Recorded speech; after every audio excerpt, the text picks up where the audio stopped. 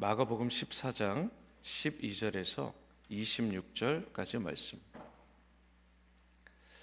새벽 기도를 위해서 찬양으로, 또 반주로, 미디어로, 또 대표 기도 등으로, 또 무엇보다 또 이 자리에 함께, 또 형편이 여의치 않으셔서 온라인으로 함께 우리 동참하시는 모든 분들 또 축복하고, 또 주님께서 큰 은혜 베풀어 주시기를 주님의 이름으로 축복합니다. 12절 제가 읽고 26절까지 교독하시겠습니다. 무교절의 첫날 곧 유월절 양 잡는 날에 제자들이 예수께 여짜오되 우리가 어디로 가서 선생님께서 유월절 음식을 잡수시게 준비하기를 원하시나이까 하매, 예수께서 제자 중에 둘을 보내시며 이르시되 성내로 들어가라. 그리하면 물 한 동이를 가지고 가는 사람을 만나리니 그를 따라가서 어디든지 그가 들어가는 그 집 주인에게 이르되 선생님의 말씀이 내가 내 제자들과 함께 유월절 음식을 먹을 나의 객실이 어디 있느냐 하시더라 하라. 그리하면 자리를 펴고 준비한 큰 다락을 보이리니 거기서 우리를 위하여 준비하라 하시니, 제자들이 나가 성내로 들어가서 예수께서 하시던 말씀대로 만나 유월절 음식을 준비하니라. 저물매 그 12를 데리시고 가서 다 앉아 먹을 때에 예수께서 이르시되 내가 진실로 너희에게 이르노니 너희 중에 한 사람 곧 나와 함께 먹는 자가 나를 팔리라 하신대. 그들이 근심하며 하나씩 나는 아니지요 하고 말하기 시작하니, 인자는 자기에 대하여 기록된 대로 가거니와 인자를 파는 그 사람에게는 화가 있으리로다. 그 사람은 차라리 나지 아니하였더라면 자기에게 좋을 뻔하였느니라 하시니라.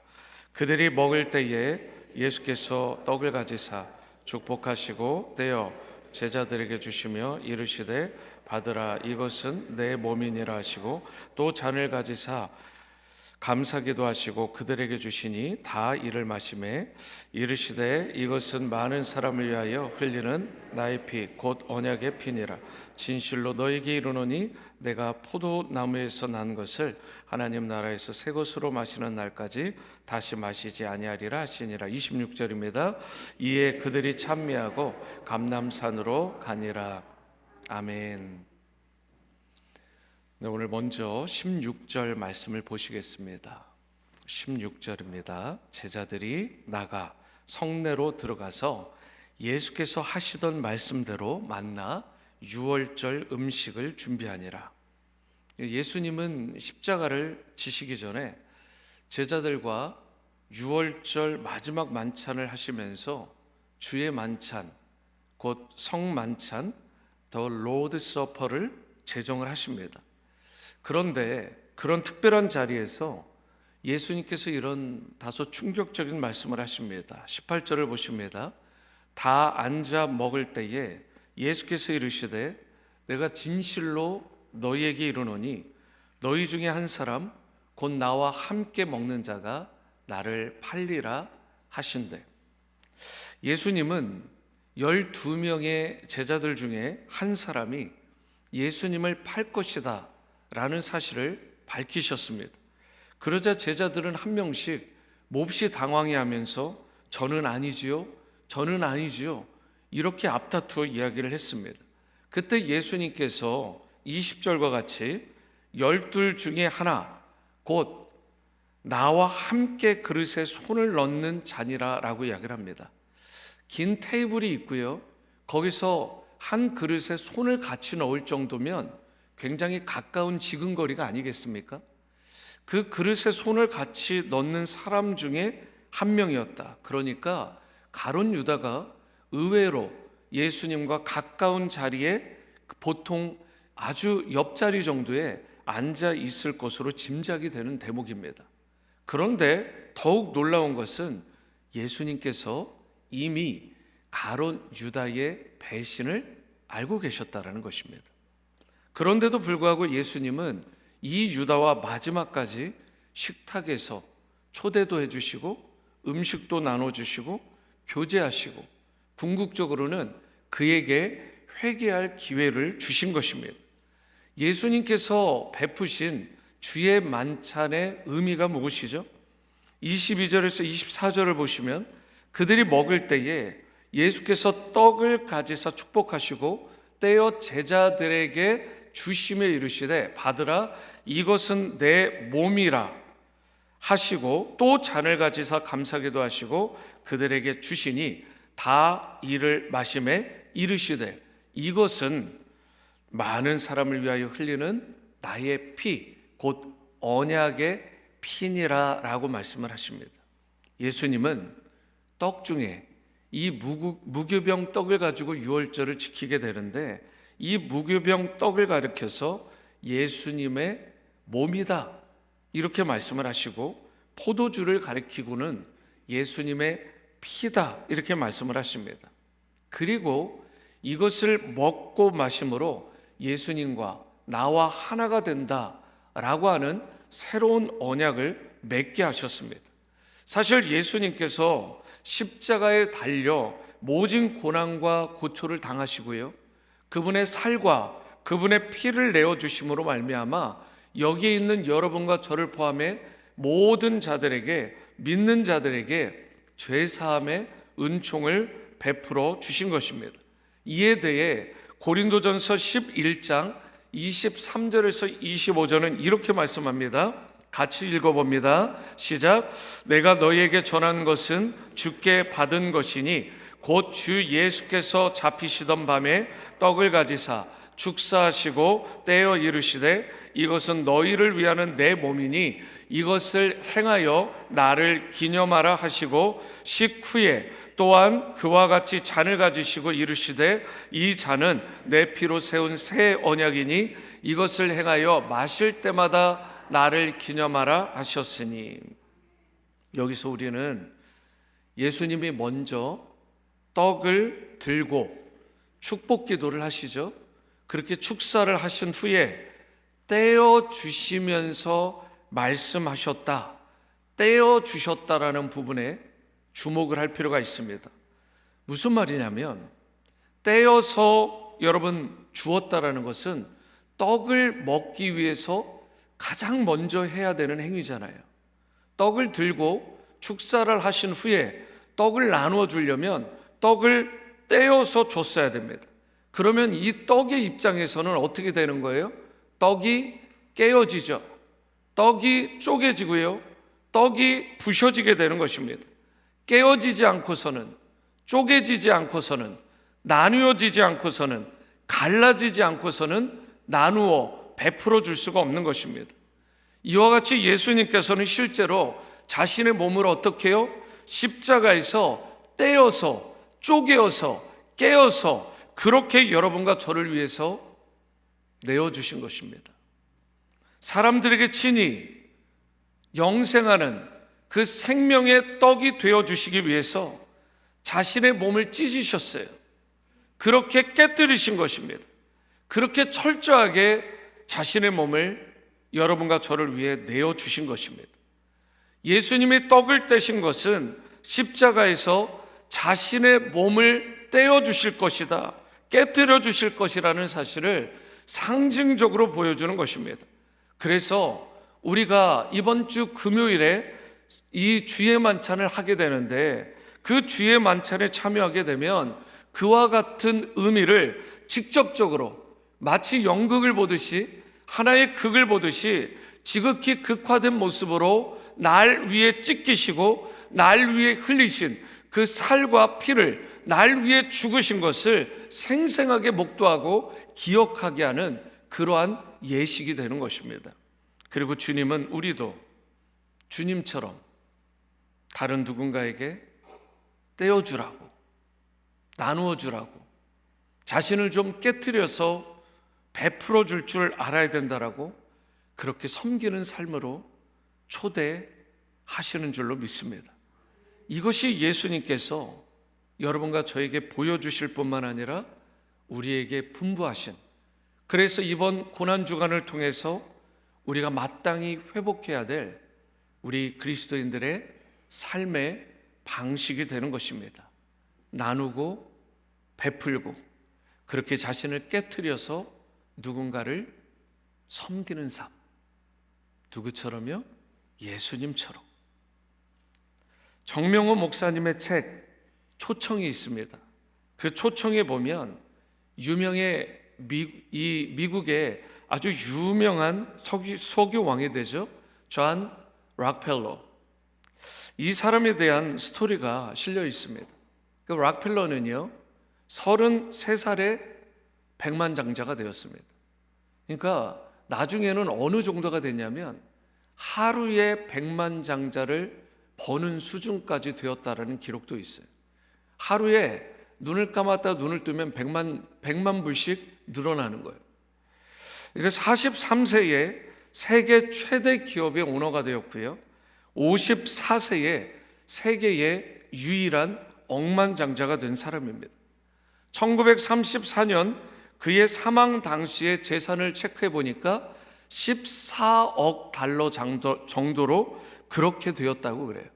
그래서 오늘날의 돈으로 환산을 해보면 약 4,090억 달러, 하나로는 1,400을 곱하니까 560조 원 정도에 달하는 엄청난 금액이 되는 것이죠. 말콤 글래드웰이라는 이 사람의 저서가 아웃라이어라는 좋은 책이 있습니다. 저도 이제 얼마 전에 아이들을 위해서 이 영어판을 구입해서 줬는데 아웃라이어라는 책, 거기에 보면 인류 역사상 최고의 부자로 존 락펠러로 뽑습니다. 그런 인물이 55세가 되었을 때 스트레스성 소화불량과 우울증 증상에다가 머리카락, 심지어 눈썹까지 빠지면서 몸이 바짝 말라가는 알로피시아라는 병에 걸려요. 그래서 의사의 진단에 따르면 당신은 최대한 살아도 1년밖에 살지 못한다 라고 하는 시한부 판정을 받게 됩니다. 사형 선고를 받게 된 거죠. 그리고 그때 자신이 가졌던 그렇게 많은 돈이 자신의 이 죽음 앞에서 아무것도 해줄 수 없다라고 하는 사실을 깨달으면서 엄청난 삶의 충격을 받고 인생의 터닝 포인트를 경험하게 됩니다. 그래, 인생에서 가장 중요한 것이 돈은 아니구나. 그래서 락펠러가 목사님을 찾아가게 되고 그 교회 목사님을 통해서 카운셀링을 받고 죽기 전에 그래도 마지막으로 의미 있는 일들을 잔뜩 하고 그렇게 베풀고 나누는 삶을 살다가 내가 떠나야 되겠다, 그렇게 결심을 하고요, 보육원을 짓기 시작합니다.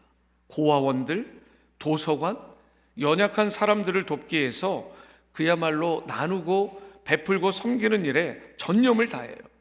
그런데 그처럼 나누고 베풀고 섬기는 일에 전념을 다하고 나니까 무슨 일이 일어난 줄 아십니까? 불과 1년밖에 살지 못한다고 50대 초반에 시한부 판정을 받았는데 무려 98세가 될 때까지 살게 됩니다. 그는 락펠러 재단을 설립해서 빈민을 위한 의료 사업에 재산을 헌납했고요. 여러분들도 잘 아는 스토리죠. 맨해튼 시민들에게 공짜로 수돗물을 공급하기도 했고요. 24개의 대학을 세웠고요. 수많은 복지센터와 자선사업을 세웠는데 교회도 무려 몇 개를 세웠냐?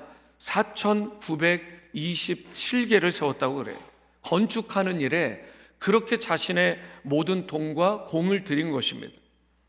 만약에 여러분 그가 소위 돈만 추구하면서 살았다면 그의 인생이 어떻게 됐을까요? 오늘날까지 이어오는 그의 명성은, 그리고 그를 향한 존경심은 없었을 것입니다. 98세까지 제가 볼 때는 장수하는 것도 보장받지 못했을 거예요. 당연히 하늘나라의 상급도 없었을 것입니다. 그렇기 때문에 여러분과 저도 나누고 베풀고 섬기는 삶을 예수님처럼, 락펠러처럼 실천하며 살아갈 줄 알아야 되는 것입니다. 나의 것을 움켜쥐고 놓지 않으려고 아둥바둥하는 인생이 아니라 저와 여러분의 삶 가운데 섬김의 삶, 나누는 삶, 베푸는 삶을 살아감으로 말미암아 주님이 기뻐하시는 축복의 통로로 살아가실 수 있게 되기를 주님의 이름으로 축원합니다. 마지막으로 본문 24절 말씀을 보십니다. 이르시되 이것은 많은 사람을 위하여 흘리는 나의 피, 곧 언약의 피니라. 여기에 보시면 많은 사람을 위하여 흘리는 나의 피라는 말씀이 나옵니다.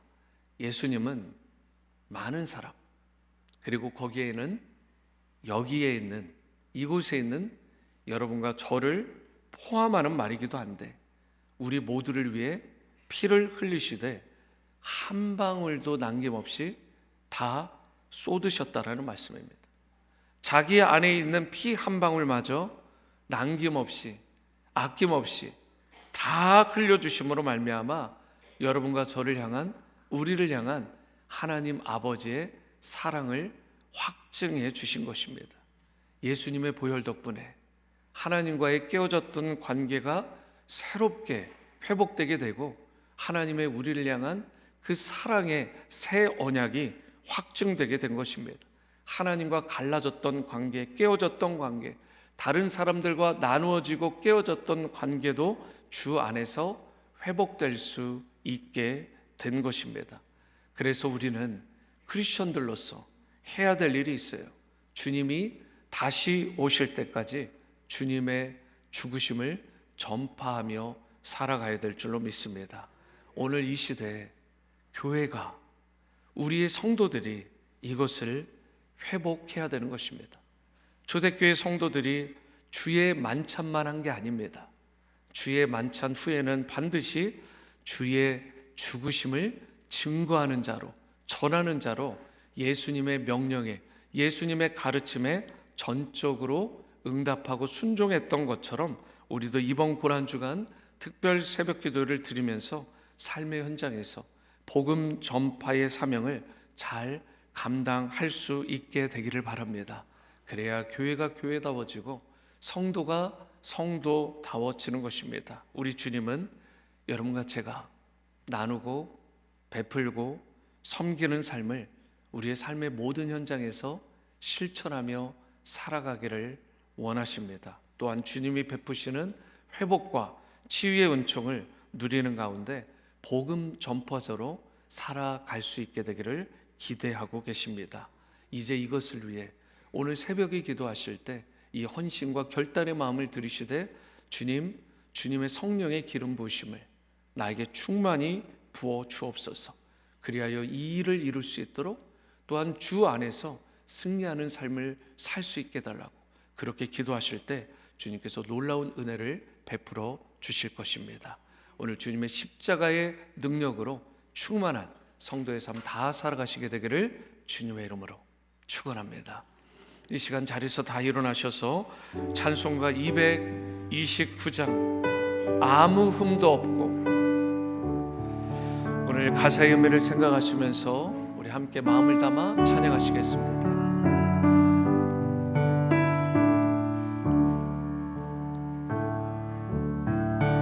아무 흠도 없고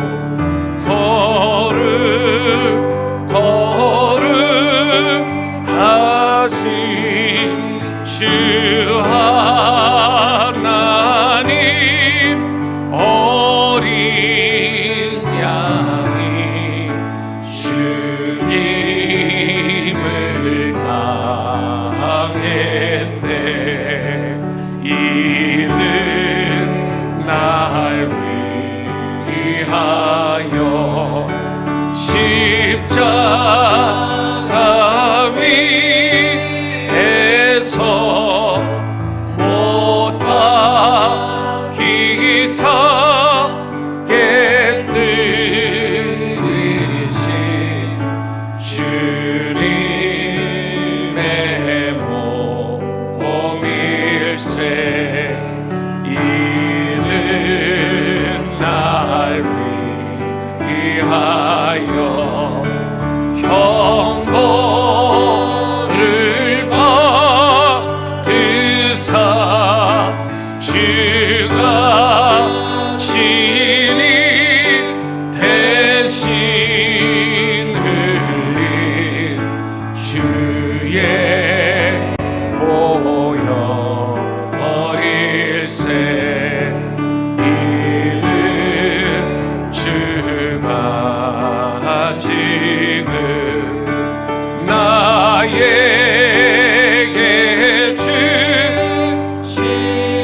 영생하는 양식이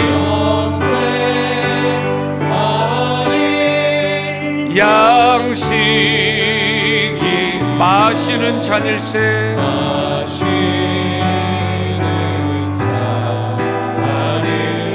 심히 사모하는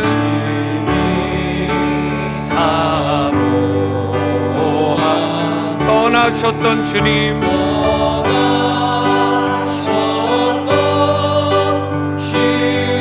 속히 세상 다시 올 때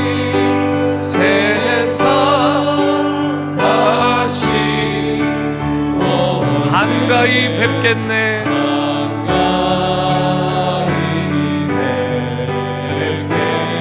우리 그때까지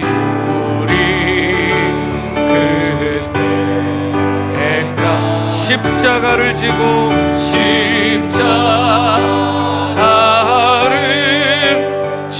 주의 자비함과 은혜의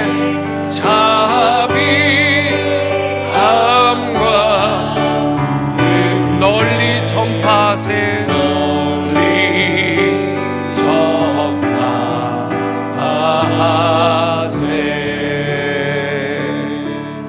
이 시간 기도하실 텐데요, 제가 3가지 기도 제목을 드립니다. 첫 번째, 예수님이 십자가의 모진 고초를 당하시고 살과 피를 내어주심으로 우리가 죄사함의 은총을 입게 된 것을 감사하며 주님의 기쁨이 되는 성도로 일평생 살아갈 수 있도록. 두 번째, 자신의 몸을 십자가에서 깨어지도록 내어주신 예수님처럼 우리도 다른 누군가에게 떼어주고 나누고 섬기는 삶을 살아갈 수 있도록. 세 번째로, 초대교회 성도들이 주의 만찬 후에는 주님의 죽으심을 전하는 사명을 잘 감당했듯이 우리도 삶의 현장에서 복음 전파의 사명을 충성되이 감당하는 성도의 삶을 살아가게 해달라고, 이 기도의 제목을 마음에 새기고 다 함께 통성으로 기도하시겠습니다.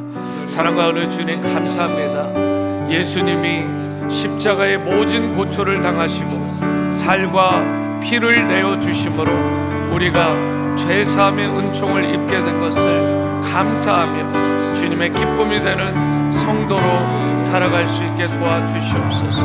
자신의 몸을 십자가에서 깨어지도록 내어주신 예수님처럼 우리도 다른 누군가에게 떼어주고 나눠주고 섬기는 삶을 살아갈 수 있도록 초대교회 성도님들이 주의 만찬 후에 주님의 죽으심을 전파하는 사명을 잘 감당했듯이 우리도 삶의 현장에서 복음 전파의 사명을 잘 감당할 수 있도록 하나님 인도하여 주시고 하나님 역사해 주시옵소서.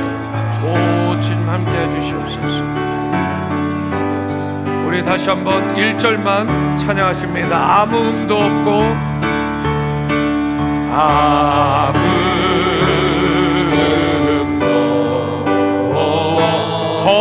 거룩하신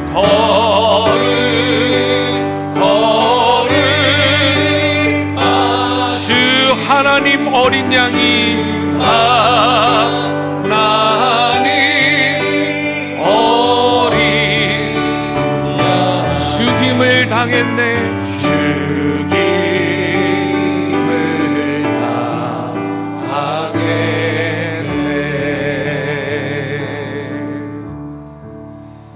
사랑과 은혜 주님, 나를 위해 우리를 위해 십자가의 모진 고난과 그 모진 고초를 다 당하시고 친히 살과 피까지 내어주심으로 말미암아 우리가 죄사함의 은총을 누리게 된 것, 영생의 축복을 누리고 하나님의 자녀요 백성이 되게 하신 것 너무나 감사하며 오늘 찬송과 존귀와 영광을 주님께 올려드립니다.